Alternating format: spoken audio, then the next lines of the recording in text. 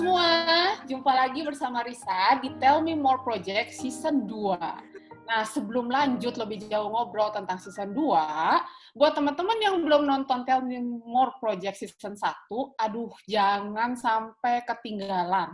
Kalian tuh bakal terberkati banget sama Pastor Sydney dan Kak Eta lewat sharing live mereka tentang menjadi berkat lewat hubungan suami istri. Nah, caranya gampang banget. Kalian tinggal klik link YouTube di bawah ini, kita akan sediain di sana. Nah, udah nggak sabar kan ngobrol-ngobrol santai dengan seorang narasumber yang berprofesi sebagai MC dan juga worship leader.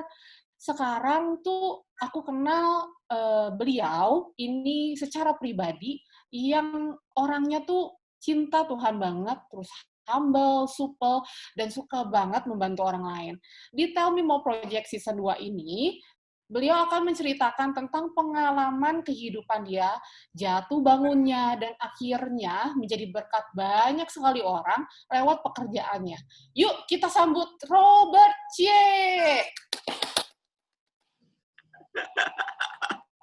Apa kabar beliau? Gue dipanggil beliau kayak gimana gitu, Sa? Beliau, udahlah beliau aja lah. Hai. Bagaimana kabarnya? Ya, sehat, puji Tuhan. Gue ini loh, waktu di konteks sama lu tuh kayak, aduh Tuhan, ini gue kayak, saya nggak layak kakak, gitu kayak, ini apa ini? Saya yang lebih tidak layak. Mestinya saya yang di-host. Dasar. Iya. Gimana, Sa? Kabar gue baik-baik. Nah, kita tuh mengundang Robert ini sekarang itu untuk menceritakan pengalaman dahsyatnya Robert di Tell Me More Season 2 ini. Kita tuh akan pengen Robert nih cerita sharing-sharing sedikit itu tentang bagaimana menjadi berkat lewat pekerjaan yang sekarang tuh Robert lagi geluti, yaitu MC profesional. Nah, terus kita tuh sebelumnya pengen tahu dulu dong, kenapa sih awalnya tuh bisa menjadi seorang MC? Ceritanya. Ini sebenarnya satu kisah yang agak memalukan ya, cuma ya sudah kita ceritakan saja karena udah ditembak ya. Jadi sebenarnya gua tuh nggak tahu mau jadi MC awalnya, nggak ngerti gitu mau jadi MC gimana juga. Karena basically gue ceritain latar belakang keluarga dulu ya. Gue tuh lahir di keluarga yang pas-pasan. Gue tinggal di Cirebon, gue lahir di Cirebon. Anak mama papa saya punya anak 6 orang dan saya anak paling bungsu. Gitu. Kita keluarganya pas-pasan banget. Nah, saya adalah tipe anak yang waktu kelas 3 SMA tuh nggak tahu mau jadi apa nanti lulusnya. Mau kuliah di mana, bahkan kuliah aja buat keluarga kami itu adalah suatu prestasi besar gitu. Karena nggak semua anak mama saya itu kuliah. Gitu. Nggak semua anak mama saya tuh kuliah S1 gitu, nggak gitu. Jadi kayak kuliah, wah hebat. Nah, kalau ditanyain tujuan kuliahnya apa, mau ambil jurusannya apa, nggak tahu. Karena dari kecil kita tuh dididik sama mama saya tuh bilang gini, apapun tujuannya, cari duit. Gitu. Cari duit. Mau jurusan apa? Jurusan yang bisa ngasilin duit. Nah, zaman saya kuliah itu dulu ada satu sinetron Betawi itu, Sidul Anak Sekolahan, ya kan? Lu tahu kan? Nah, Sidul kan tukang insinyur tuh. Nah, jadi mama gue tuh langsung, wow, ini insinyur nih kayaknya ngasilin duit. Udah, lu jadi insinyur aja. Nah, gue sempet komplain ke mama saya. Enggak mah, aku mau jadi dokter aja. Dan lu tahu nggak, kenapa gue mau jadi dokter? Coba tebak alasannya apa? Karena supaya duitnya banyak. Salah. Itu satu. Ada lagi. Karena itu kan, mama gue kan pengennya duit tuh. Ya udah, gue juga pengen duit kan. Oke, gitu. Dua apa coba? Karena profesi yang paling dinanti-nantikan orang. Bukan. Kebanyakan ya, cewek-cewek yang jadi dokter tuh cantik-cantik, Sa. Putih, terawat, kulitnya gitu, Sa. Jadi kayak, wow, aku harus jadi dokter. Aku pengen istriku cantik, gitu, Sa. Jadi, gue tuh kayak, orientasinya tidak hanya uang, tapi pun perempuan. Wanita. Ya tapi kan enggak sih. Tapi memang garisnya semua di keluarga gue tuh duit gitu, uang gitu. Kan gue usia ABG gitu kan pengennya kan punya pacar, Kak. Karena kan nggak boleh. Satu nggak boleh, dua nggak punya duit buat bayarin pacar. Buat apa? Jadinya gitu. Nah, gitu. Jadi kan gue masuk tuh ke zaman dulu kan ada SBMPTN namanya. Zaman dulu UMPTN ya tahu saya. Nah, gue kalau sekarang kan SBMPTN, gue ikut lah karena gue pengen jadi dokter. Gue ikut lah masuk coba gitu. Tapi ditolak dua-duanya. Karena dua-duanya ditolak gitu. Oh ya udah, akhirnya kakak saya bilang, kasih saya waktu 1 tahun untuk ngumpulin duit. Lu bisa jadi dokter. Gue bilang gue gak mau. Gue bilang gue malu sama temen-temen gue sekolah semua kuliah, gue di rumah terus ngapain? Ujung-ujungnya ikutan si mama jadi bandar togel. Mama gue bandar togel dulunya, bener serius. Jualan togel kecil-kecilan gitu. Wah nggak mau nanti gue suruh jadi bandar togel, nggak mau, gue bilang gitu ya, malu. Terus akhirnya gue kuliah kan, nah kuliahnya teknik elektro di Maranatha. Itu pun gara-gara di Maranatha ceweknya cantik-cantik. Gue tuh sebenarnya udah diterima tuh di Satya Wacana tuh di Jawa Tengah kan, lebih murah dan gue dapet beasiswa karena gue anak pintar kan ceritanya gitu. Tapi begitu datang ke Maranatha, buset cantik banget Maranatha gitu. Nah, udah kan? Kuliahnya ternyata jadi elektro tuh susah banget. Karena itu kan harus fisikanya bagus, matematikanya bagus. Gue anak pintar dari SD, SMP, SMA tuh gue selalu masuk ranking 10 besar lah. Pintar lah intinya kayak gitu ya. Tapi gue tuh lemah di fisika. Jadi untuk gue mencapai IPK 3 itu gue harus tiap hari bangun jam 4, jam 5 untuk gue belajar dulu apa yang gue pengen iniin gitu. Dan itu sangat menyiksa gue gitu. Nah, Tuhan izinkan keluarga gue tuh terpuruk. Tahun 2003 itu terpuruk. Akhirnya gue itu terpaksa untuk cari duit. Semua hal gue lakuin. Karena gue punya beban. Bayar kos, bayar kuliah, gue harus bayar buku, makan, ngirim ke mama gue yang lagi jatuh. Gitu seperti itu. Dan waktu itu juga Tuhan mengizinkan saya mengalami waktu itu papa lagi agak nakal. Jadi papa punya yang lain gitu, punya yang lain gitu ya. Kan kecewa kan waktu itu ya. Akhirnya semuanya dikerjain sama gua, banyak banget pekerjaannya. Nah, tahun 2004 setelah kerjaan banyak pekerjaan, nah gua tuh ketemu sama satu mentor tuh, namanya Bapak Adi Setiawan. Dari situ gua 2008 akhirnya gua jadi MC kayak gitu. Wah, jadi perjalanan panjang untuk menemukan profesi menjadi MC ya? Panjang. Oke, jadi dulu tuh jadi gue kan ya kayak gitulah ya. Jadi broker handphone. Tapi broker handphonenya temen gue doang, yang satu itu doang gitu. Terus gue jadi kayak wah segala macem lah, intinya kan gara-gara waktu itu kan memang gue tuh kecewa sama papa gue, kecewa sama keluarga gue. Terus keluarga gue lagi jatuh-jatuhnya, papa gue lagi ada aneh-aneh tuh, lagi main-main sama orang lain, dan gue tuh memang ya udah apa yang harus gue lakuin, jadi gue cari duit lah sebanyak-banyaknya. Buat apa? Buat biayain kuliah gue, buat bayar kos gue, buat kirimin mama gue gitu, buat kirimin mama gue segala macam ya. Jadi carinya wah aneh-aneh, dan jadi nggak kefokus kan. Akhirnya tahun 2004 itu tuh gue diarahin sama Tuhan lah. Waktu ada satu orang yang namanya Kosandi itu nge-WhatsApp gue. Zaman dulu udah WhatsApp belum ya? SMS kayaknya. Pokoknya SMS gitu lah ya, atau BBM kali. Ke gue waktu itu dia bilang, lu mau join satu gereja nggak nih, gereja baru nih, dia bilang gitu. Nah ternyata waktu gue datang ke gerejanya itu tuh dibimbing sama si Ko Andi itu, Pastor Andi. Dan waktu itu memang gue akhirnya menyerahkan diri gue sama Tuhan lah, kembali menyerahkan diri gue sama Tuhan tuh. Ya udah Tuhan, gue mau ikut dan gue mau ngerti lah jalan hidup gue tuh kayak gimana sama lu. Nah sama si Pastor Andi tuh wah wah buset lah, sampai akhirnya gue tuh menemukan jalan hidup gue, salah satunya Tuhan mau pakai gue tuh di MC gitu intinya.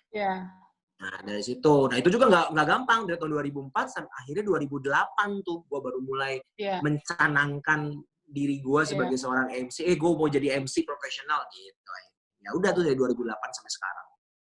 Nah gitu. Jadi 2008 sampai sekarang itu berarti kira-kira udah 12 tahun dong ya? Iya, 12 tahun. Ya, berprofesi sebagai MC profesional.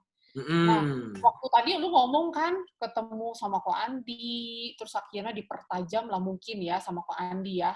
Nah, Mm-mm. waktu dulu kan dari semua yang lu bilang tuh jadi broker lah, jadi pengajar lah, dan lain-lain kan. Nah, Iya. sekarang gimana akhirnya dipertajam sama Ko Andi sampai akhirnya lu tuh udah tahu, oh this is the right things to do gitu, menjadi MC Iya. gitu.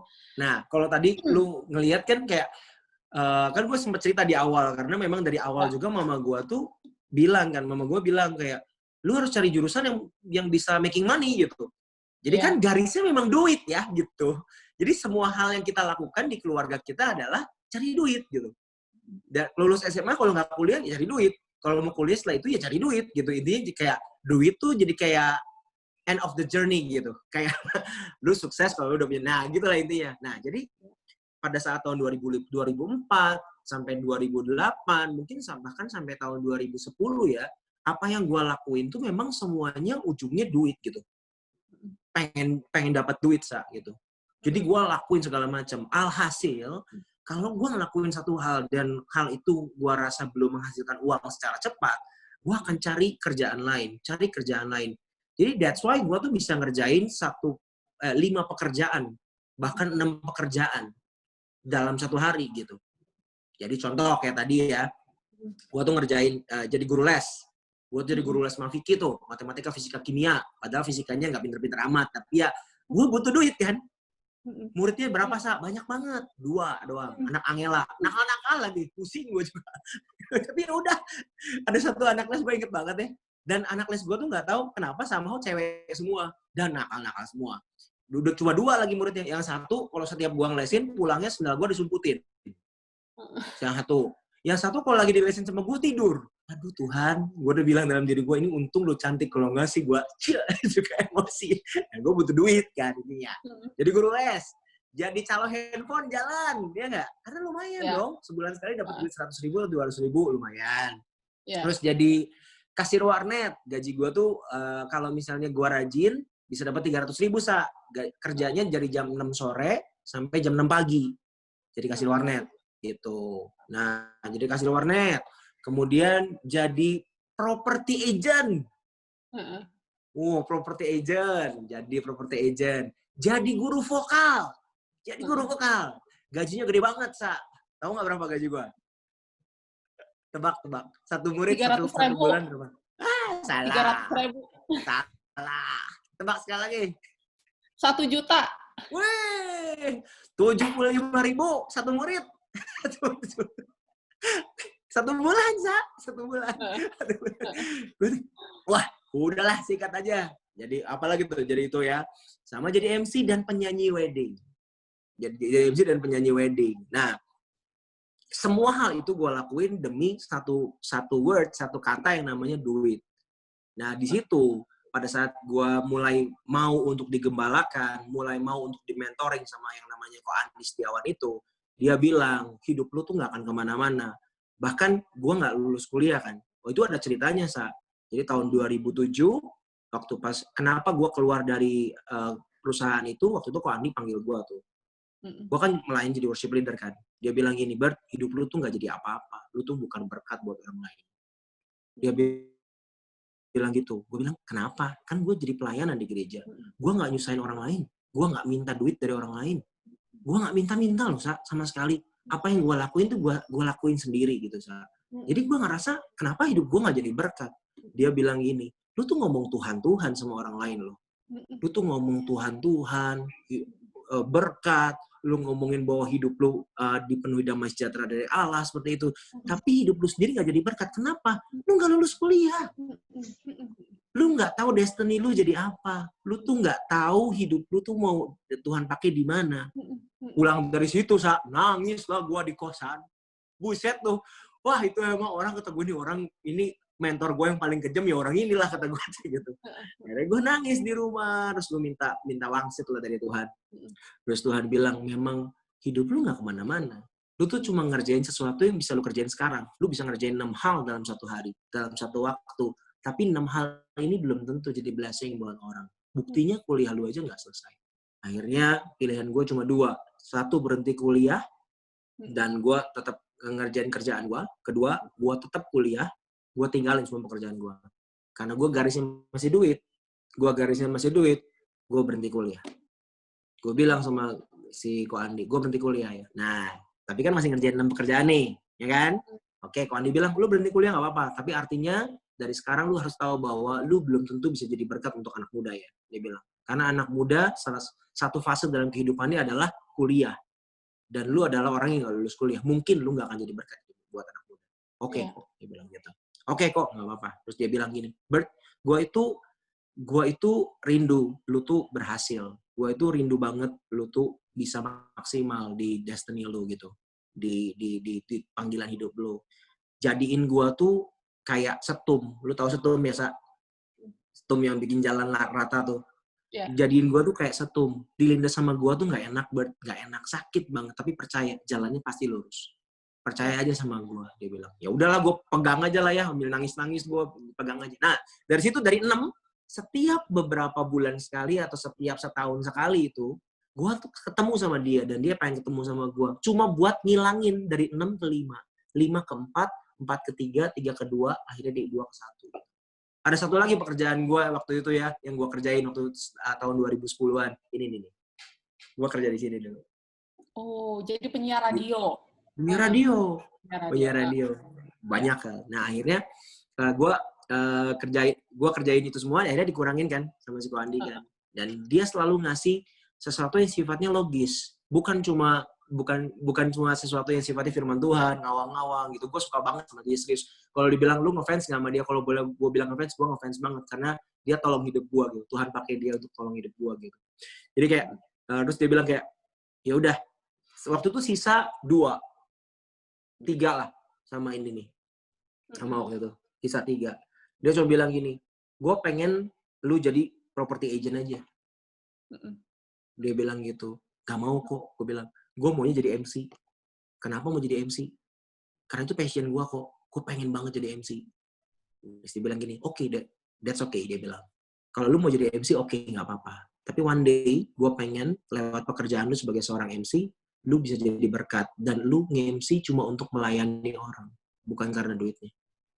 Dari situ tuh akhirnya gue jadi MC gitu, dan gue berusaha untuk menajamkan dia dengan cara gimana, kerja di radio, gue ikut komunitas MC, gue ikut pameran-pameran, gue belajar ketawa ke TV, karena basically gue sebenarnya bukan orang yang ini banget, bukan orang yang hai apa kabar, gue nggak gitu. Kan gue pernah cerita kalau ya, kalau gue hai apa kabar gitu cuma di atas panggung atau di depan orang banyak doang. Sisanya gue mah di rumah diam.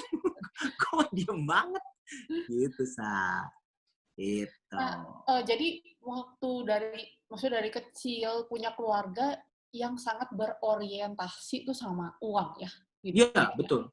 Sampai akhirnya lu terbawa terus sampai lu ya menjalani hidup juga, yang penting tuh ada uang gitu ya. Ada uang menjadi motivasi dalam hidup lu. Lu nggak punya destiny, tapi destiny-nya adalah uang gitu ya. Duit.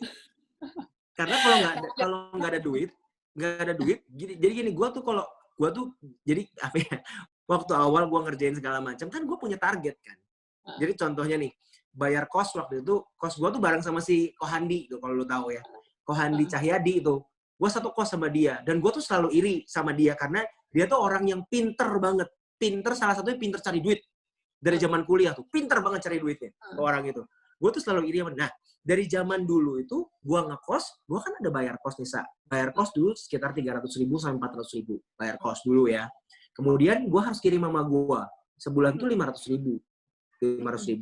Gue harus makan gue anggap murah 600.000 atau 500.000. Gue harus bayar kuliah, cicilan kuliah. Karena gue cuti juga kan harus bayar tetap kan, gitu. Gue harus cicil motor, Jupiter. Cicilannya 500.000. Gue inget banget semuanya gitu. Dan itu tuh butuh duit. Jadi gue tuh hidupnya dengan target. Targetnya apa? Menuhin tuh semua duitnya. 2,5 juta setiap bulan gue harus punya gitu. Itu yang bikin gue tuh semakin, ya udah, duit gitu loh. Iya. Dan akhirnya Tuhan tuh baik banget ya mempertemukan lu dengan seorang mentor, betul ya, yang akhirnya mengasah hidup lu kan. Nah, gimana sih buat teman-teman tuh yang maksudnya yang masih jatuh bangun dalam pekerjaan, menemukan passion-nya gitu ya, kalau belum mempunyai seorang mentor, bagaimana sih dia bisa menemukan passion dia dalam pekerjaan gitu. Ya, ya. Jadi kalau boleh gue ceritain sedikit dulu gimana ceritanya gue kok sekarang puji Tuhannya gue itu bukannya sombong-sombongan ya, tapi gue tuh bener-bener mengerjakan apa yang gue kerjakan tuh dengan passion gitu. Jadi bukan karena duit lagi. Ya. Bukan karena duit lagi. Gue nggak bilang gue nggak butuh duit ya. Gue masih butuh duit, pasti. Gue masih butuh duit gitu. Tapi puji Tuhannya, gue tuh sekarang bisa ngerjain segala sesuatu itu bukan duit sebagai prioritas utamanya gitu. Tapi passion gue lagi kerjain ini, seperti itu ya. Nah, jadi dari perjalanan kehidupan gue ada satu hal yang gue tuh inget banget. Dulu ternyata Tuhan tuh pernah kasih mimpi sama gue. Halo, hai, apa kabar? Nggak? Yes. Kenapa? Sorry. Aduh, sebentar ya. Ada aja. Minta kunci mobil. Apa lagi? Ya, oke. Siap. Nah, ya, jadi gue dulu waktu umur 17, waktu gue kelas 2 SMA, kelas 3 SMA itu, Tuhan tuh pernah kasih satu penglihatan dalam hidup gue. Ingat banget gue dulu. Halo. Mau diangkat dulu? Itu ya. Mau diangkat dulu, Sok? Gak apa-apa, recording mah jalan, Sok. Gak apa-apa. Nanti gue ulang. Ngomong dulu, telepon dulu. Enggak, ini bukan telepon gua. Siapa tuh? Telepon dulu ya. Gak tau gue. Udah ya? Oke. Gue ulangin ya. Jadi kayak dulu tuh Tuhan ternyata pernah ngasih mimpi sama gue tuh, Sa. Pernah ngasih penglihatan. Penglihatannya gue ada di depan orang banyak. Gue berdiri di satu stage dan di depan gue tuh ada satu mikrofon. Ya. Di depan gue tuh ada banyak orang berdiri ngelihat ke gue. Itu penglihatan waktu gue umur 17 tahun. Gitu. 17 tahun. Nah, dan penglihatan itu tuh diingetin sama Tuhan ketika gue tuh udah dipapas tuh. Lewat Ko Andi ya. Dipapas gitu. Nah, dari situ gue sadarin bahwa gue tuh seharusnya bukan duit. Gitu. Apa yang Ko Andi bilang tentang pelayanan jadi berkat itu harusnya jadi tujuan utama gue. Harusnya itu jadi tujuan Tuhan untuk membuat gua di muka bumi ini kayak gitu. Dan bukan duit, karena duit terlalu kecil untuk dihitung gitu. Kayak duit tuh kayak berkat paling rendah sebenarnya yang Tuhan berikan buat gua sebenarnya. Tapi waktu itu kan gua belum bisa kan lepas dari situ. Jadi gua punya satu rencana dalam kehidupan gua, Tuhan, gua mau tuh kalau emang Tuhan pakai Ko Andi untuk jadi blessing buat gua pengen apa yang dia perkatakan tuh terjadi dalam kehidupan gua gitu. Bahwa lewat pekerjaan gue sebagai seorang MC, gue benar-benar pengen jadi berkat dan gue bisa melayani orang. Gitu. Bukan karena duitnya gitu. Nah dari situ, akhirnya sedikit demi sedikit, dan puji Tuhan, sampai hari ini, akhirnya gue baru sadarin beberapa tahun belakangan ini, gue kalau kerja tuh gak mikirin duit loh. Seriusan. Dan gue selalu fokus untuk, gue bantu orang aja. Gue butuh duit? Yes, gue butuh duit. Tapi gue bantu orang, itu lebih penting buat gue gitu. Karena gue ngerasa bahwa dengan apa yang gue punya, gue harus bisa jadi blessing. Nah, kalau pertanyaan lu tadi tentang gimana caranya kalau misalnya teman-teman masih bingung tentang passion-nya apa, gitu ya? Dan teman-teman yang mungkin nggak punya mentor ya, kayak Robert yang diasah sama seorang mentor ya, yang didampingi gitu kan. Buat teman-teman yang mungkin nggak tahu ya cari mentor di mana, nggak pernah tahu ada mentor gitu ya. Bagaimana sih dia bisa find passion sama destiny dalam pekerjaan mereka gitu. Iya, oke. Jadi kalau misalnya pertanyaan pertamanya gimana caranya menemukan panggilan hidup lo gitu, passion hidup lo gitu ya, di situ ya. Memang buat beberapa orang dan mungkin sebagian besar orang juga nggak mudah. Salah satunya gua yang dididik di keluarga yang sebenarnya tujuan hidupnya cari duit itu aja gitu. Dan itu nggak mudah loh, Sa. Kita tuh nggak tahu, kita punya talenta apa juga nggak tahu. Saya dari dulu bisa nyanyi, tapi gue nggak tahu bahwa ternyata gue adalah seorang public speaker yang cukup baik gitu. Dan itu tuh bisa dipakai untuk berkatin orang. Yang pasti jalan itu bersama Tuhan itu udah penting banget. Jalanin bersama Tuhan. Tapi gue masih belum tahu, Bert, gue harus ngapain. Jalanin aja. Dan lu tuh punya, dulu gue punya satu mentor juga sampai sekarang, namanya Ko Timotius Aditan. Ko Tim tuh bilang sama gue, ada beberapa parameter untuk lu bisa tahu bahwa itu tuh calling lu atau destiny lu atau panggilan lu atau bukan. Pertama, apa yang lu punya, talenta yang lu punya itu jadi berkat nggak buat orang lain. Lu harus tanya sama orang lain. Waktu gua nge-MC, gua harus tanya sama orang lain. Apakah itu tuh jadi berkat nggak buat dia? Gua nge-MC-nya bagus nggak? Waktu gua nge-MC tuh ada sesuatu yang dia, itu tuh inspiring nggak buat dia gitu. Itu, jadi berkat nggak buat orang lain. Kedua, salah satunya tolak ukurnya adalah jadi berkat buat diri gua sendiri. Dalam pengertian, ada satu kepuasan yang gue punya, yang gue dapati ketika gue menjalani passion ini. Menjalani destiny ini, menjalani calling, panggilan dari Tuhan ini. Ada satu kepuasan itu. Gitu. Dan gue selalu dapetin itu, Sa. Somehow, kayak misalnya, tadi malam gue ada komsel ya. Gue ada komsel. Gue di situ ditunjuk tuh sama salah satu leadernya tuh ya. Namanya Risa, anggap aja gitu ya. Untuk jadi moderator di situ. Untuk jadi moderator gitu. Dan dia bilang, maksudnya waktu gue jadi moderator, selesai dari situ, gue bersyukur banget sama Tuhan. Gue bilang, Tuhan, kayaknya gue jadi blessing nih di sini.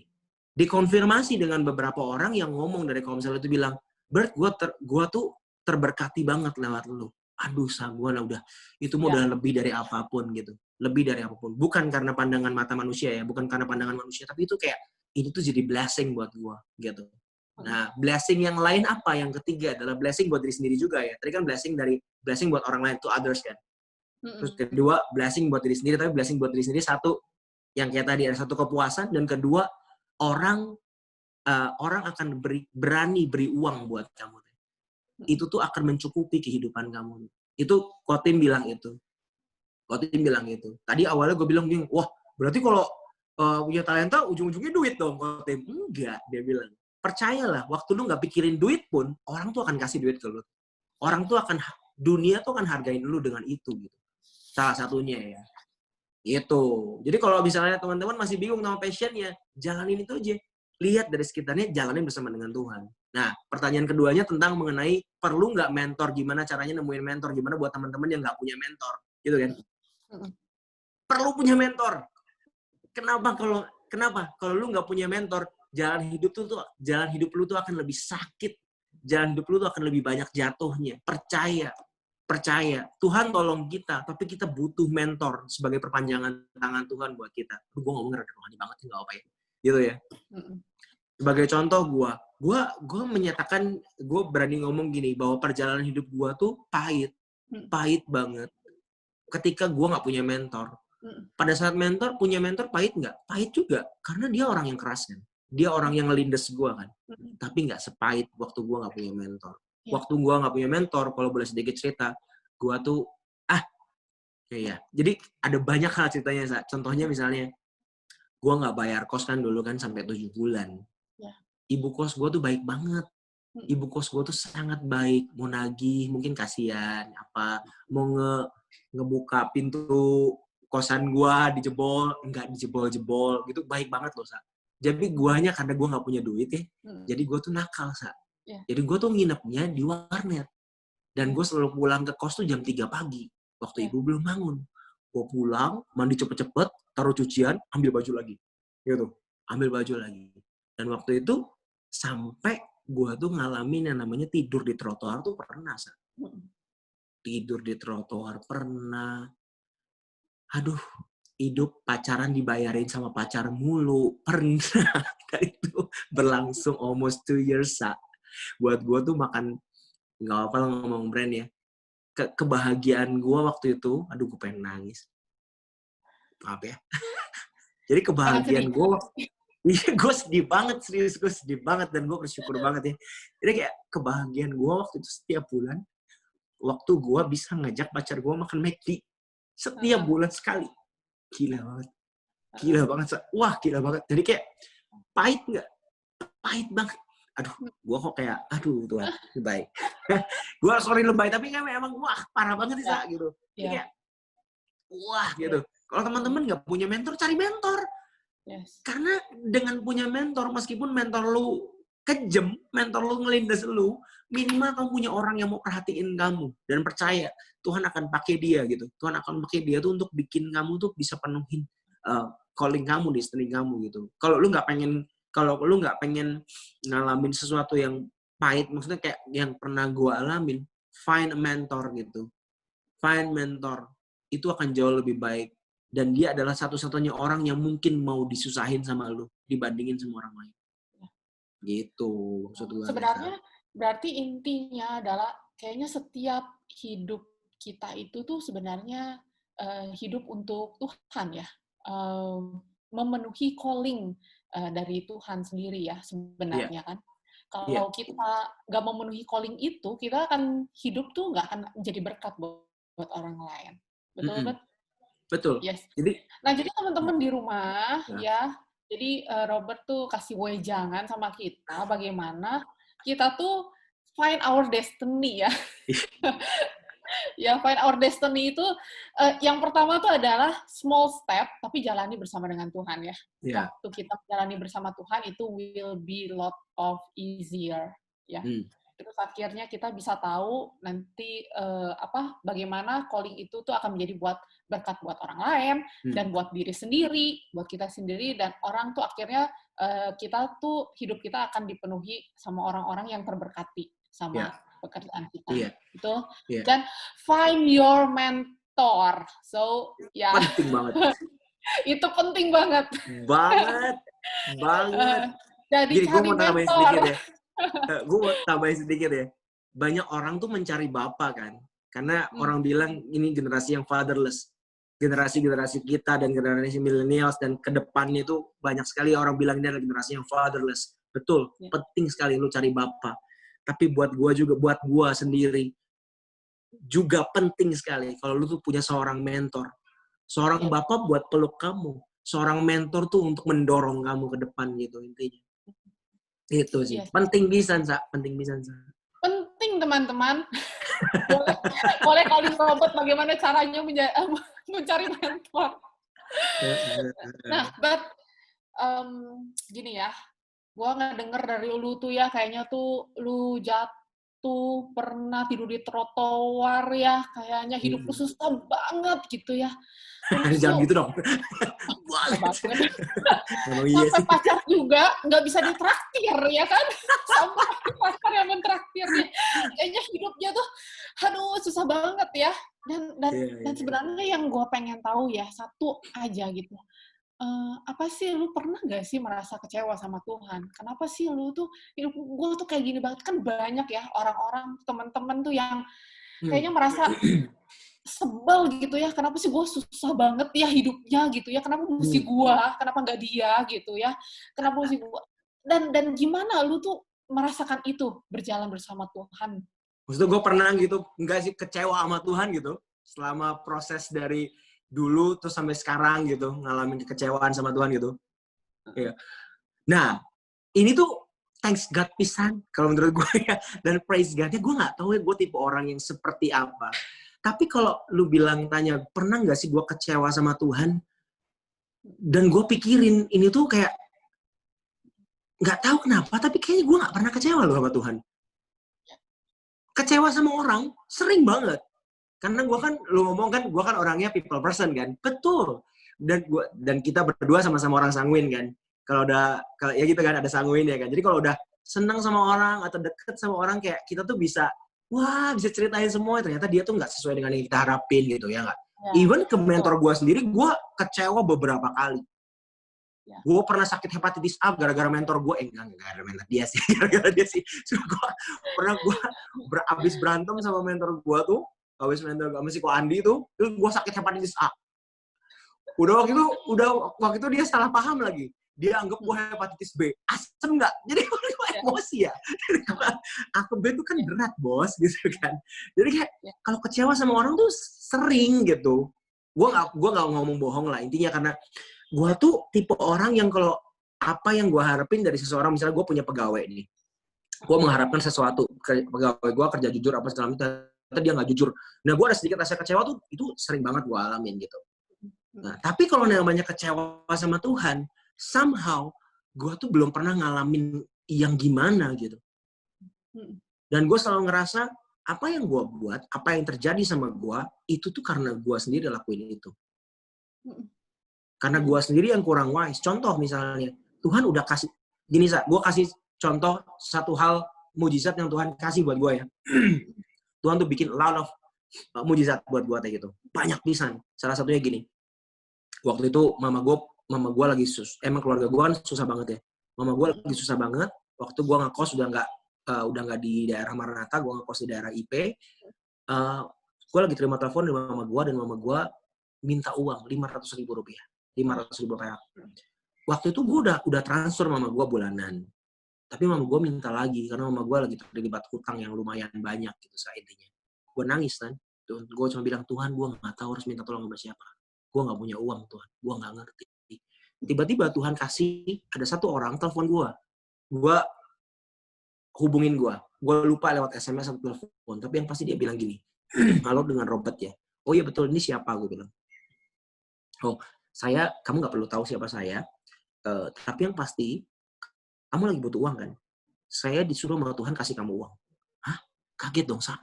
Ini kejadian supranatural yang mengenai duit yang pertama kali terjadi dalam hidup gue. Dan gue, ini orang mau ngapain gitu? Gue kan takut ya. Bilang gitu. Oke, akhirnya singkat cerita, gue bilang sama dia, oke, gue akan terima uang lu kalau lu transfer ke gue jumlahnya pas dengan yang gue butuhin. Berapa jumlahnya? Silakan lu berdoa sama Tuhan. Jadi gue tantang Tuhan tuh. Silakan lu berdoa sama Tuhan. Kalau nggak pas, gue balikin. Gue minta rekening dulu. Akhirnya waktu itu gue tuh nggak punya duit untuk untuk naik angkot ke ATM, gak punya duit. Sampai gue ke ATM jalan kaki, Sa. Dan itu jauh, Sa. Jauh waktu itu kan. Jauh lah pokoknya intinya itulah. Gue jauh gitu, jalannya jauh gitu. Di ATM, dia transfer 500.000 tepat di situ. Dan gue nangis depan ATM gitu. Depan ATM. Wah, nangis. Ada begitu banyak mujizat lain yang Tuhan kasih ke gue, Tessa. Gue lagi sakit mata, gue pelayanan kan malu, mata gue bongkak kan. Gue bilang, Tuhan, ini anak lu mau pelayanan nih Tuhan. Masa ya pelayanan matanya buka kiri, tensin juga, Tuhan nangis kagak. Gue bilang dia, di pelayanan itu, serta-merta dikasih sembuh sama Tuhan. Semua mujizat yang Tuhan kasih buat gue, menurut gue itu blessing yang gak bisa ditukar sama apapun. Dan semua kejadian buruk yang terjadi dalam kehidupan gue, somehow gue selalu ngerasa bahwa gue nggak lakuin apa yang Tuhan mau, dan mungkin ada sesuatu yang miss gitu, yang gue lakuin. Jadi ini adalah sesuatu yang gue tuai gitu, baik ataupun buruknya. Jadi gue nggak pernah kayak, Tuhan, ini semua gara-gara Tuhan nih, apa-apa. Enggak sih. Enggak sampai segitu. Dan gue pikir, siapa gue gitu, gue bisa kecewa sama Tuhan kayak gitu. So, jadi up and down di dalam proses kehidupan lu, Tuhan selalu menyertai lu ya.